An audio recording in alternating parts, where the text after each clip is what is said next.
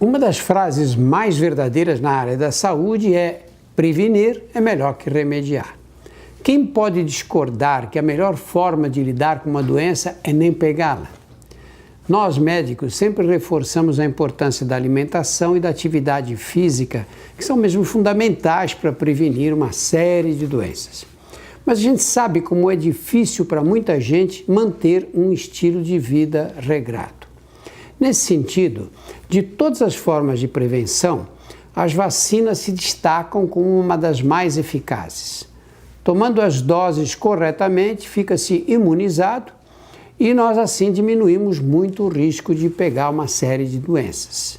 E melhor, de forma segura. Vira e mexe, surge uma onda perigosa de movimentos anti-vacinação. Não caia nessa.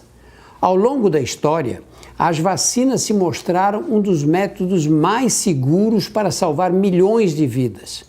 Há doenças que simplesmente não existem mais em várias partes do planeta graças unicamente às vacinas.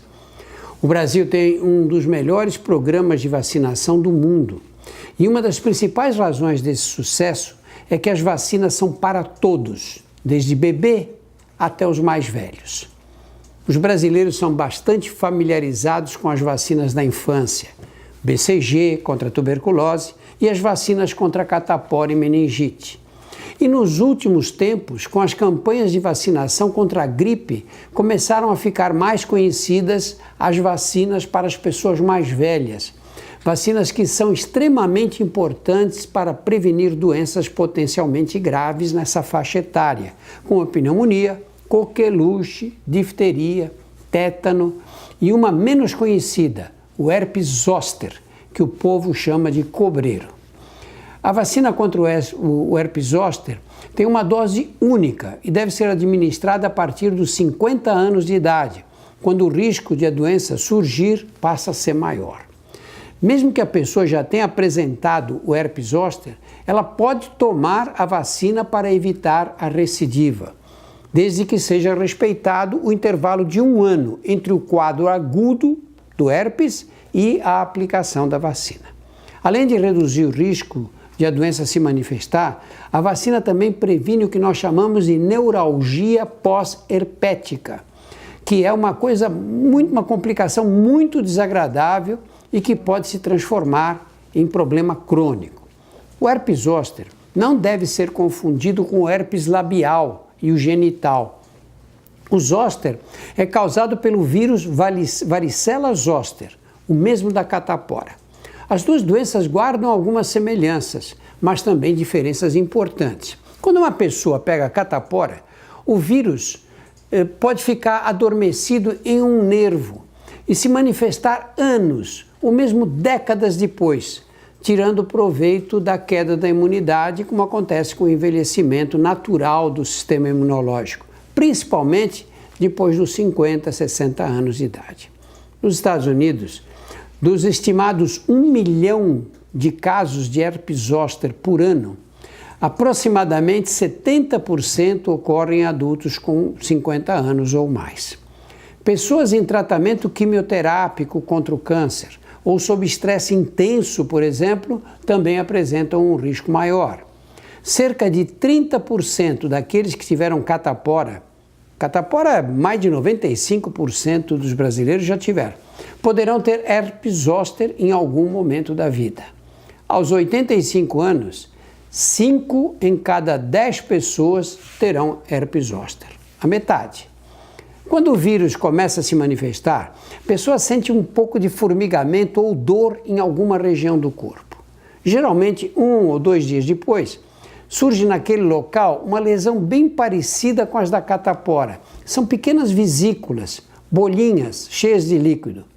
Conforme o vírus caminha pelo nervo em que ele estava alojado, as vesículas vão surgindo acompanhando o trajeto desse nervo afetado. Cerca de 7 dias depois, as lesões vão secando e formando pequenas cascas que caem. Às vezes, as lesões são bastante numerosas e, como se concentram em uma mesma região, dão a impressão de ser uma única lesão maior, com aquela cor vermelha típica da inflamação. Uma característica que diferencia bem o herpes zoster da catapora é que as lesões do zoster ficam limitadas, restritas a um lado do corpo. Elas acompanham o nervo em que elas se originaram.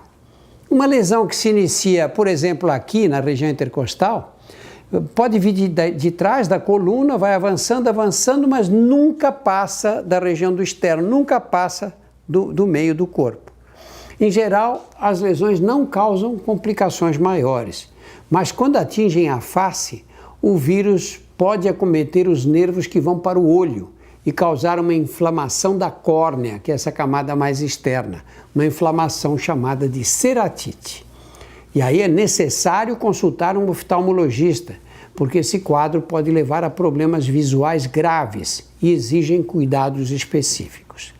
Conforme o vírus caminha pelo nervo, ele pode provocar dor. Em crianças e jovens, a dor costuma ser fraca, não demanda cuidados maiores e a doença acaba se curando espontaneamente. Mas quando o paciente é mais velho, geralmente com mais de 50 anos, a inflamação do nervo pode causar uma dor intensa, chamada de neuralgia, que pode exigir a administração de analgésicos fortes.